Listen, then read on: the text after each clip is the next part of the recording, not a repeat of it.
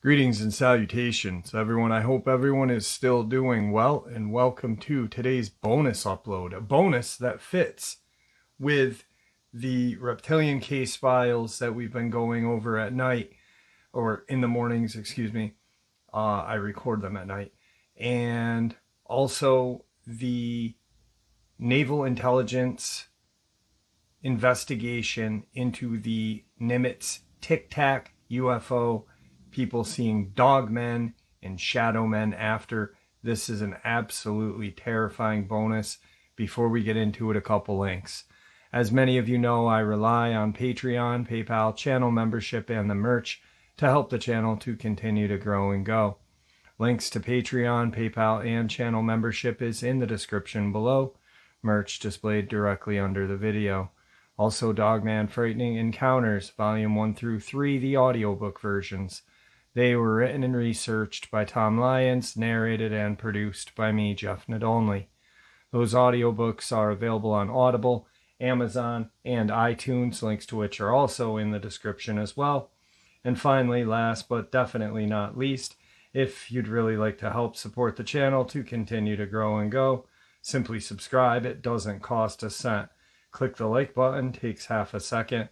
If you don't want to miss out on any of the informative uploads I put out daily, click the bell icon, and folks, please leave a comment. Why?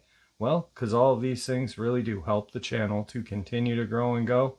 And yes, folks, they definitely do matter. Now, everyone, I have taken far too much of your time.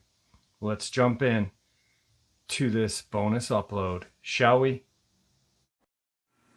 I'm sitting on a white plastic chair in what seems like total darkness. Strapped to my chest and shoulders is an array of electronic gear, microphones, a video camera, a box that detects magnetic changes, and a Geiger counter. Somewhere in the mix is a flashlight, the only device whose function I understand, and thus the only device I cannot find. In front of me, I can almost make out the sinister shapes of some truly spooky trees. Malevolent bugs are buzzing in and out of my eyes and ears. And it occurs to me that there must be a tavern open somewhere nearby, even in this remote corner of Utah.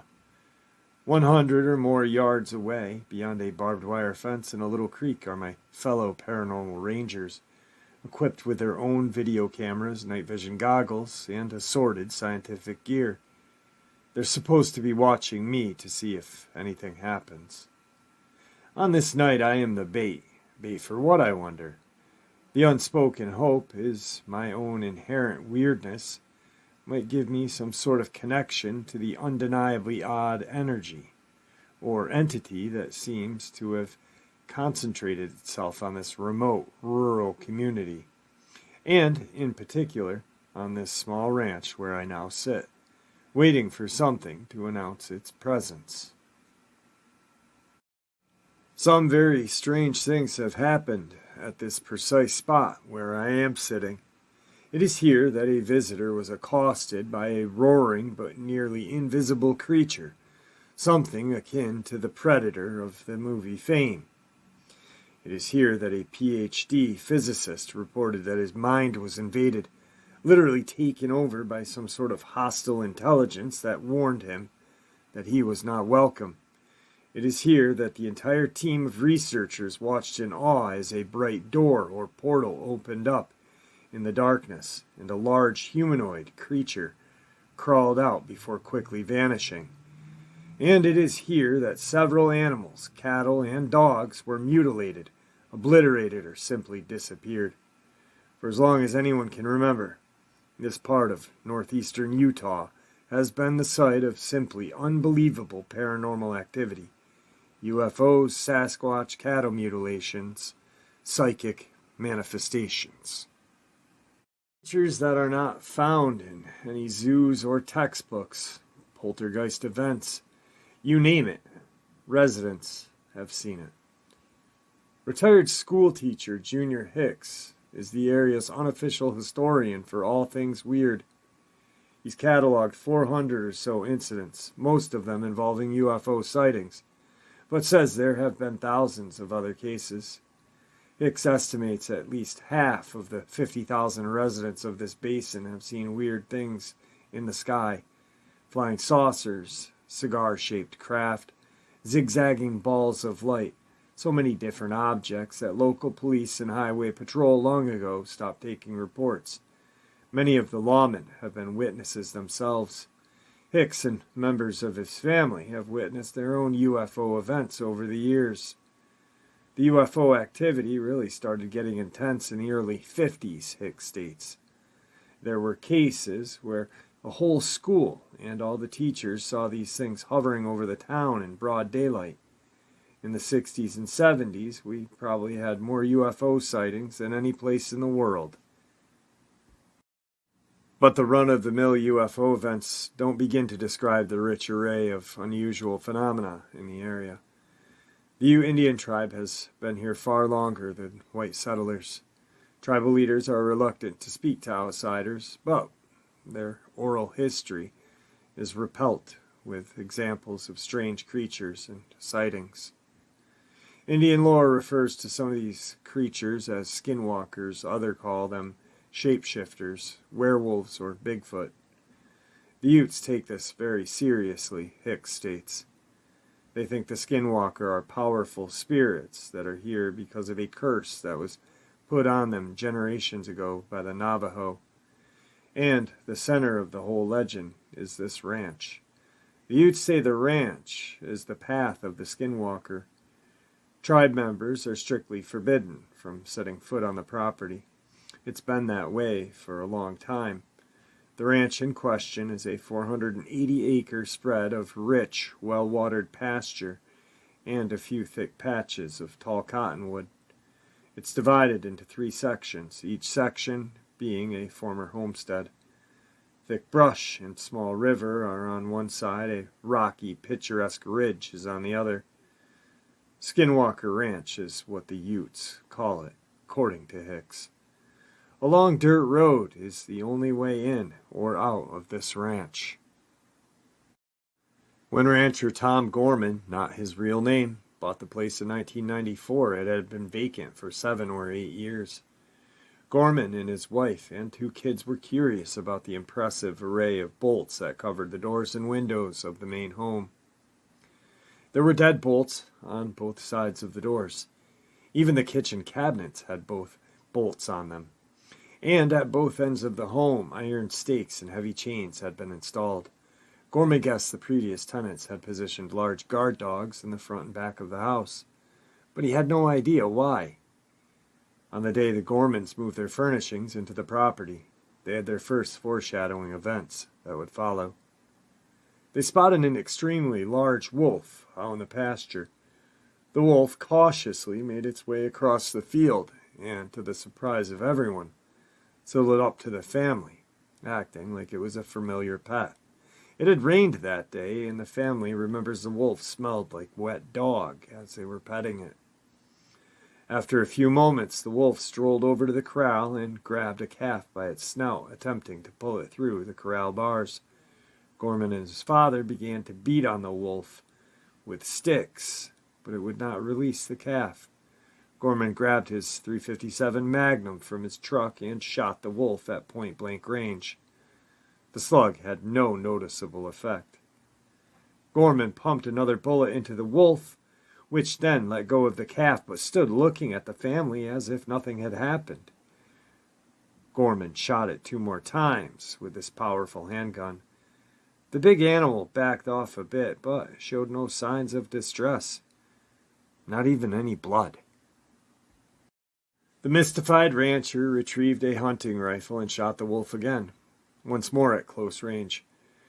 Gorman is not only an experienced marksman, but a big game hunter of considerable repute. 5 slugs should have been enough to bring down an elk, let alone a wolf. The 5th shot caused a chunk of hair and flesh to fly off the wolf, but it did not seem fazed. After the 6th shot, the wolf casually trotted across the field into the muddy thicket. Gorman and his father tracked the beast for about a mile, following its paw prints through the mud, but the track suddenly ended, as if the wolf had simply vanished into thin air. Returning to the corralled area, Gorman examined the chunk of flesh and said it looked and smelled like rotten meat. He made inquiries among the neighbors, but no one seemed to know anything about a tamed, oversized wolf in the area. A few weeks later, Mrs. Gorman encountered a wolf that was so large its back was parallel with the top of her window as it stood beside her car. The wolf was accompanied by a dog-like animal that she could not identify. Over the next 2 years, a menagerie of weird animals was reported by the family members and neighbors. While driving into the ranch on a bright afternoon, Gorman and his wife saw something attacking one of the horses. They described it as low to the ground, heavy-muscled, weighing perhaps 200 pounds, with curly red hair and a bushy tail. It somewhat resembled a muscular hyena, and seemed to be clawing at the horse, almost playing with it. Gorman got within 40 feet of the animal, but says it literally vanished before his eyes. Poof! Gone. They checked the horse and found numerous claw marks on its legs. A few months later, the wife of the deputy sheriff reporting seeing a similar muscular reddish beast running across the property. Another visitor to the ranch had a more ominous encounter in the middle of the homestead. The same place where I was set as bait. The visitor, along with Gorman and his son, say they saw a large, blurry something moving through the trees. The visitor had been meditating when this thing showed up. It swiftly moved from the trees across the pasture, covering 100 yards in seconds. And when it reached the man, it let out a ferocious roar, something akin to a large bear, a roar loud enough to be heard hundreds of yards away. But this was no bear. It was, according to the Gormans, nearly invisible, resembling the camouflaged being in the movie The Predator. The visitor was so scared he grabbed onto Gorman and would not let go. He left the ranch and has never returned. Other creatures and beings were also seen, including exotic, multicolored birds that were certainly not native to the region and could not be identified. There were numerous close encounters with dark, 9-foot-tall beasts that resembled Bigfoot or Sasquatch. As if those visual experiences were not enough, the family claims its other senses were also challenged by assorted weird events. They often were overwhelmed by a strong musk odor. The pastures would unexplainably light up at night like a football stadium. They claim to have seen shafts of light that seemingly emanated from the ground. They and others say they heard what sounded like heavy machinery operating under the earth, and they heard voices. Tom and his son and his nephew remember hearing a loud, disembodied conversation in some unintelligible language. The disembodied male voices spoke in what the witness say was a mocking tone and sounded like they were emanating from 20 or more feet above their heads. But they saw nothing. The dogs accompanying these 3 witnesses growled and barked at the voices, then took off in a panic. There were physical manifestations that aren't easily explained. While checking on his herd in the 3rd homestead, Gorman noticed that someone had dug up his pasture. Hundreds of pounds of soil had been scooped out of the ground. The edges of the hole resembled perfect, cylindrical circles, as if someone had dropped a gigantic cookie cutter on the pasture. Several smaller scoop marks were also found.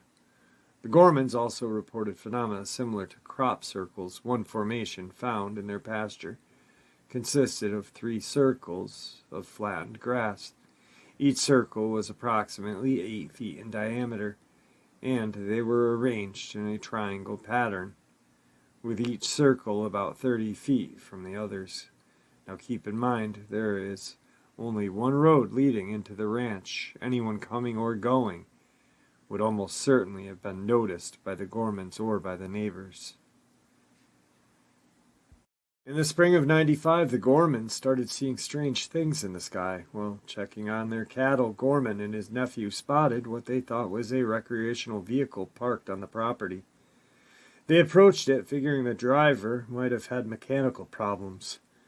As they got closer, the RV moved silently away from them. They moved closer, it moved further away.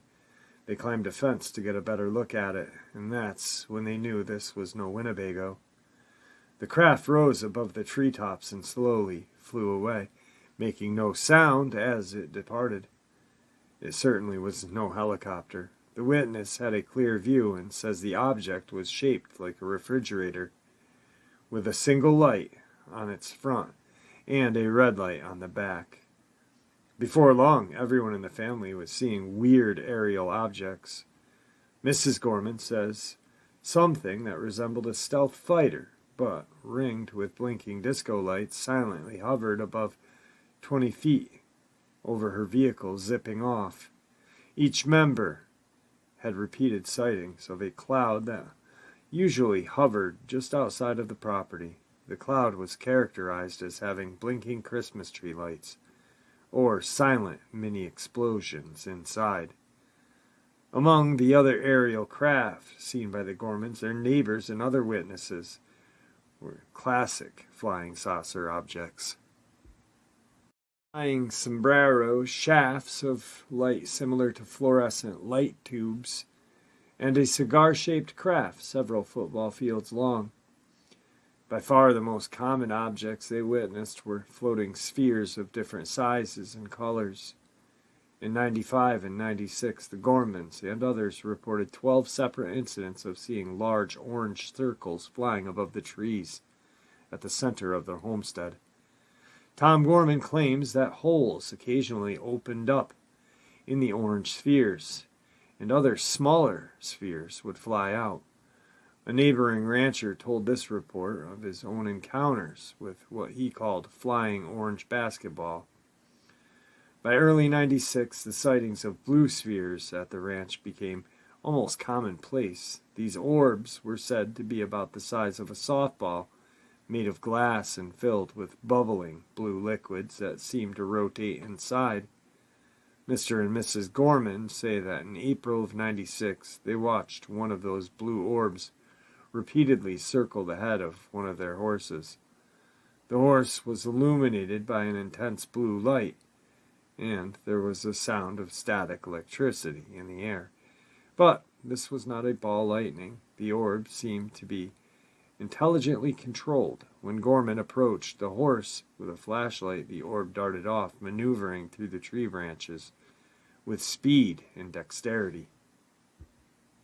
Gorman say the blue spheres seemed to generate several psychological effects on the family. Family members felt waves of fear roll over them, far in excess of what may be normal.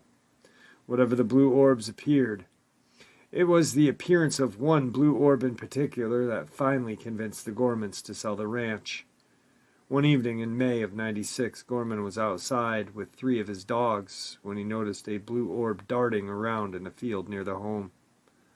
Gorman urged his dogs to go after the ball. The dogs chased and snapped at the orb, but it dodged and maneuvered enough to just stay out of reach of their snapping jaws. The ball led the dogs out across the pasture and into the thick brush that borders the field. Gorman says he heard the dogs make 3 terrible yelps. Then they were silent. He called for them, but they did not respond. The next morning, Gorman went to look for his dogs. What he found were 3 round spots of dried and brittle vegetation. In the middle of each circle was a black, greasy lump. Gorman surmised that his dogs had been incinerated by something. One thing for sure, the dogs were never seen again. The disappearance of their dogs prompted the Gormans to think about getting out. Tom Gorman wasn't some country bumpkin farmer trying to get by. He had a college degrees and advanced training in animal husbandry, was considered an expert in artificial insemination, and had plans for raising hybrid high-end stock at Picturesque Ranch. His herd, which ranged from 60 to 80 head, consisted of expensive, top-of-the-line heifers and 4 2,000-pound show-class bulls. From the day he moved his herd onto the ranch, though his hopes and his animals seemed to be under assault, the balls of light that were seen so often on the property seemed to take special interest in the cattle, and were often seen buzzing around their heads. Sometimes the cattle would react violently, the herd splitting suddenly as if some invisible force was plowing through their middle. It soon got worse. Though the Gormans kept a close watch on their stock, something began exacting a terrible toll. One cow was found dead in the field. A strange, crisp hole had been cut into the eye. There were no tracks or blood, and Gorman wondered what could have done such a thing. He noticed a strong musk odor around the carcass, a smell he would come to know all too well. Cattle mutilations had been reported throughout North America for several decades. In typical cases, the ears, eyes, udders, and sex organs have been removed with surgical precision. Gorman's animals were subjected to all of the above. As an experienced hunter and rancher, Gorman was more than familiar with the capabilities of natural predators. This was not being done by coyotes or mountain lions. The butchery was simply too clean, and no blood was ever left at the scene of the attacks. His other animals also suffered. His favorite horse had its legs slashed, as if a sharp instrument or claw. The musk odor was still in the air when he discovered the damaged horse. His dogs seemed to develop paranoia. They stayed inside their doghouse for days at a time, too fearful to emerge even for food.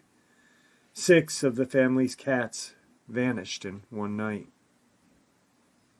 Soon, cattle started disappearing altogether. One of the animals vanished from a snow-covered field. Gorman saw hoof prints lead into the field, but the track simply stopped as if the animal had been plucked from the sky. A 1,200-pound cow leaves tracks in the snow, Gorman said to himself. So what happened to this one? In all 14 of Gorman's prized animals were either sliced up or vanished. In one instance, a cow was found mutilated just 5 minutes after Gorman's son had checked on it. Something cut a hole 6 inches wide, 18 inches deep, in the animal's rectum. A cord-out section extended into the cow's body cavity, yet there was no blood on the cow or on the snow-covered ground. The loss of 14 expensive animals from an 80-head herd is extreme by any standards. There were other losses as well, but from explainable causes. It meant that Gorman was close to financial collapse. One April afternoon, Gorman and his wife took a quick drive to town for supplies. As they passed the corral that contained their 4 bulls, they commented to each other that it'd be really in trouble if something were to happen to one of those bulls. When they returned to the ranch less than an hour later, all 4 bulls were gone. The Gormans began a frantic search for the missing behemoths, but couldn't find a trace.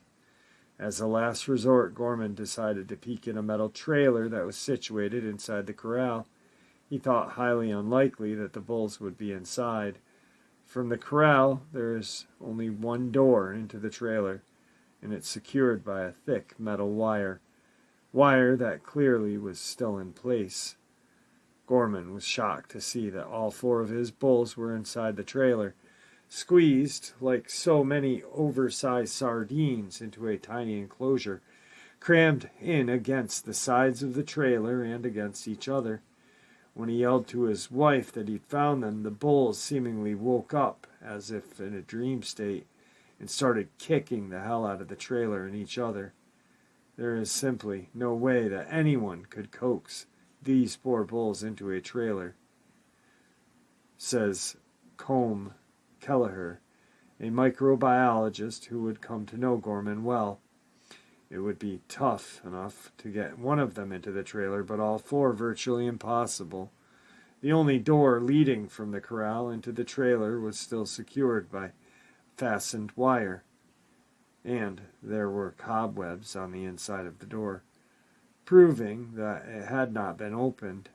It's almost as if someone overheard the ranchers worrying about their bull, then decided to mess with them.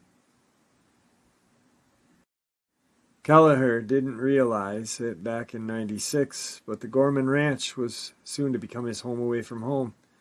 Kelleher is the deputy administrator of NIDS, the National Institute for Discovery Science, a Las Vegas-based research organization founded by a local businessman, Robert Bigelow. Bigelow's long-standing interest in the paranormal, topics including UFO, animal mutilations, and human consciousness, prompted him to assemble an impressive team of engineers, psychologists, physicists, and other doctorate-level professionals for the purpose of investigating subjects that are largely shunned by mainstream science. By the mid-'96, the Gormans were ready to cash in their chips. Those who knew Tom Gorman says he blamed himself for the weird string of events that had ruined his ranching operation. He didn't want to give up, but felt cursed, and was ready to bail for the sake of his family. In an uncharacteristic moment, he told the parts of this story to a news reporter. A respected journalist from Salt Lake City heard about it, came to the ranch and talked to the family. Pictures were taken, and wire service picked up the story. That's how Bob Bigelow learned about the Skinwalker Ranch. Bigelow and his team flew to Utah and introduced themselves to the Gormans. NID staffers checked out the story, interviewed the neighbors, and evaluated Gorman's seemingly incredible tales. Bigelow offered to buy the ranch outright with the idea of transforming it into an interactive paranormal laboratory, an ongoing experiment that might shed some light on questions that have been viewed with a scientific skepticism. Amazingly, he talked the Gormans into staying at the ranch as caretakers. By this point, the family is a wreck. The UFOs, balls of light, cattle mutilations, animal disappearances, Bigfoot sightings, and Skinwalker legends are bad enough, but there had also been an ongoing series of more personal events. Things had occurred within their home that had made a normal life impossible. They saw apparitions in the house, blinding lights, dark creatures peering into the windows, furnishing, tools, and everyday items moved around, disappeared, or turned up in unusual places. No one could sleep. When they did manage to grab a few hours, they were plagued by violent nightmares, often describing later different family members had experienced identical dreams. The two kids, honor roll students, before arriving at the ranch, saw their grades plummet.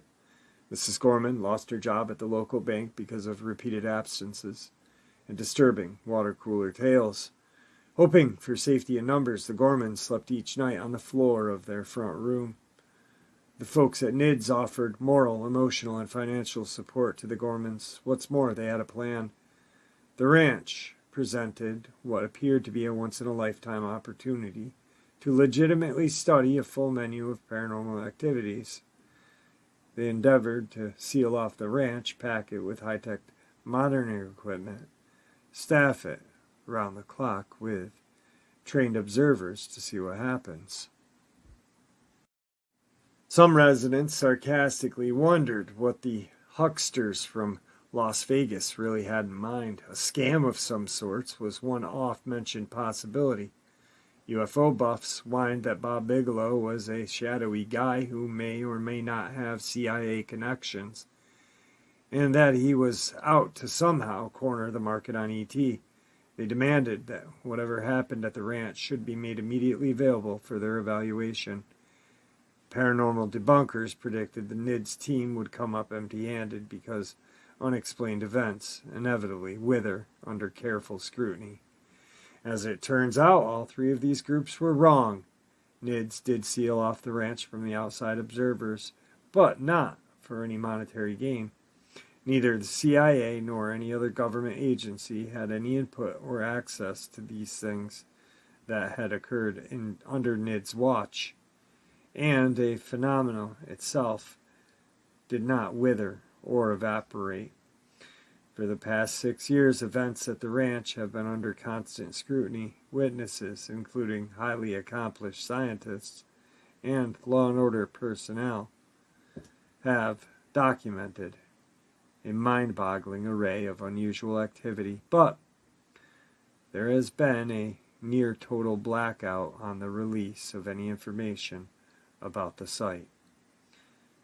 By agreement with Bigelow, a reporter was granted the first outside access to the ranch and to scientists and ex-lawmen who have been studying it. Interviews were conducted with the ranch, as well as with the community and the memories who had reported unusual events, and several nights were spent out on the ranch itself, watching for odd lights and other manifestations. No one who has studied this can say with any certain what's going on. The NIDS researchers are not making any claims about ETs, ghosts, skinwalkers. They are merely collecting data and trying to make some sort of sense out of it. That is a small comfort to me as I sit in darkness on my plastic little chair waiting for something to happen. The mind certainly can play tricks in such an environment, but could so many witnesses be completely wrong? Do not travel to the ranch. You are not welcome there. It is private property, and the people who live on or near don't want to be hassled by curiosity seekers or the media. What's more, a high level of unexplained phenomena has taken a steady nosedive over the past few months. So chances are you wouldn't see anything, even if you could, on this property. This next part is an add-on. As if to punctuate the point, the phenomenon at the ranch seemed to constantly evolve. One of the most recent incidents occurred on a cold morning in February. The caretaker for the property was patrolling the grounds early in the morning. As he walked past a watering hole, he noticed an odd circular impression in the thin ice that had formed overnight. Something had carved a perfect circle into the ice. The circle was just under 6 feet in diameter and seemed oddly reminiscent of the crop formation seen in England's wheat field. The cuts extended only a quarter of an inch into the ice, and the ice itself is another quarter of an inch. The question arises, how could this have been done? Someone standing on that muddy bank would have left footprints. The only footprint are cattle tracks. The ice itself is so thin that it could not support almost no weight and certainly would have cracked if broken.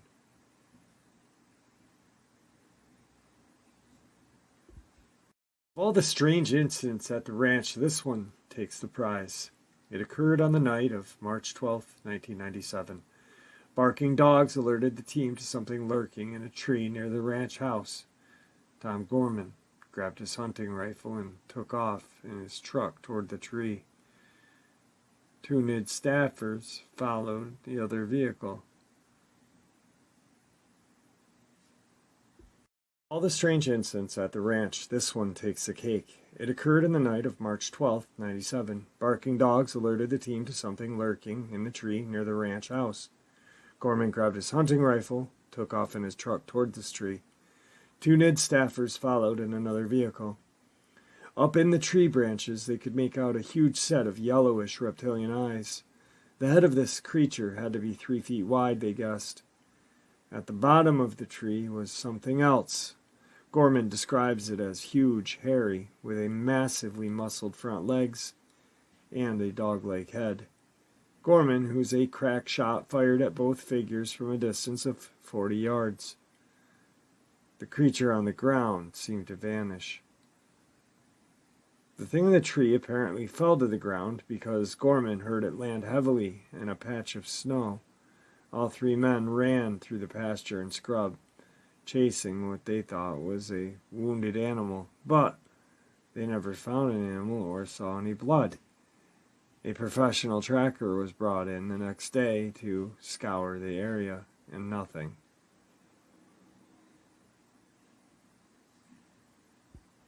There was a physical clue left behind. At the bottom of the tree, they found and photographed a weird footprint, or rather a claw print. The print left in the snow was something large. It had 3 digits with what they guessed sharp claws at the end. Later analysis and comparison of the print led them to find chilling similarity. The print from the ranch closely resembled that of a velociraptor, an extinct dinosaur made famous from the Jurassic Park movies. For the record, no one at NIDS is saying they shot a velociraptor. They don't know what it was. All right, folks, that was today's bonus. I hope you all enjoyed it as much as I enjoyed sharing it with you. Just some absolutely horrific experiences that occur at one spot in Utah. Skinwalker Ranch. You can't tell me there is not a deep underground military base in that area, or something very sinister controlled by the reptilian, the Draco, and the One World government. Thank you once again. Your support is what makes the channel grow and go, and what keeps it growing and going. You know, this channel would be nothing without you guys and your support. So thank you. Please stay safe, happy, healthy, and ever vigilant, keeping an eye on our children, pets, family, and friends. These creatures are real, they are out there and dangerous. Share this information with those you love and care about, and it may just help save their lives someday. Until next time, never stop asking questions, never stop searching for answers, and God bless.